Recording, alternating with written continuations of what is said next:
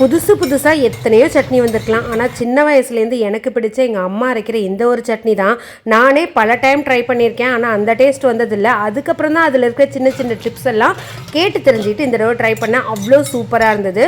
இதுக்கு ஒரு 7-8 காஞ்ச மிளகாயை வந்து இந்த மாதிரி அதோட மேல் லேயர் மட்டும் கலர் மாறுற மாதிரி வறுத்து எடுத்துக்கிறேன். 2 பெரிய வெங்காயத்தை வந்து இந்த மாதிரி நல்ல கலர் சேஞ்ச் ஆகிடணும். அந்த மாதிரி வந்து வதக்கிக்கணும். நம்ம மிளகாய் போட்ட உடனே வந்து நம்ம வெங்காயத்தை அதுலேயே போட்டு இருக்கக்கூடாது. எல்லாத்தையுமே தனித்தனியாக தான் வந்து வதக்கணும்.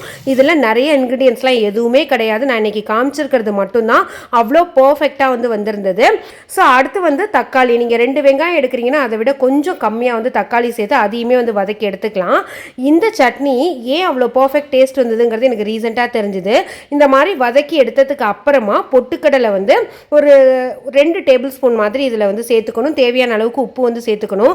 இதை உடனே மிக்சியில் வந்து அரைச்சிடக்கூடாது. கம்ப்ளீட்டாக சில்லுன்னு மாறிடணும். எந்த ஒரு வெதுவெதுப்பு கூட இருக்கக்கூடாது. அதுக்கப்புறமா மிக்சியில் போட்டிங்கன்னா தான் ஒரு மாதிரி நீத்து போகாமல் வரும். வெங்காயம்லாம் நல்லா வதக்கலைன்னா அந்த சட்னி வந்து தண்ணி விட்டுடும். லைட்டான ஒரு கொரக்கொரப்போட அரைச்சிக்கோங்க. நார்மலான ஒரு தாளிப்பு கொடுத்துட்டு 4 இட்லியை வச்சு சாப்பிட்டீங்கன்னா எப்போதும் நீங்கள் சாப்பிட்றத விட ஒரு ஈடு எக்ஸ்ட்ரா சுட்டு வச்சுக்கோங்க. அவ்வளோ சூப்பராக இருக்கும். இதில் உளுத்தம்பருப்பு, கடுகு, கருவேப்பில்லை இதுதான் நான் வந்து தாளிப்புக்கு கொடுத்துருக்கேன். இதை எடுக்கிறப்பவே தெரியும் உங்களுக்கு அந்த கொரக்கொரப்பு, லைட்டான அந்த பொட்டுக்கடலை, தக்காளி சொல்கிறப்பே எனக்கு வந்து அவ்வளோ டெம்ட் ஆகுது. அவ்வளோ சூப்பராக இருக்கும். ரொம்ப சிம்பிள். இதில் இஞ்சி கிடையாது, புதினா கிடையாது, பூண்டு கிடையாது, எதுவுமே சேர்க்க கிடையாது. இந்த மாதிரி சிம்பிள் டிப்ஸ் மட்டும் ட்ரை பண்ணி பாருங்கள். Thank you, by.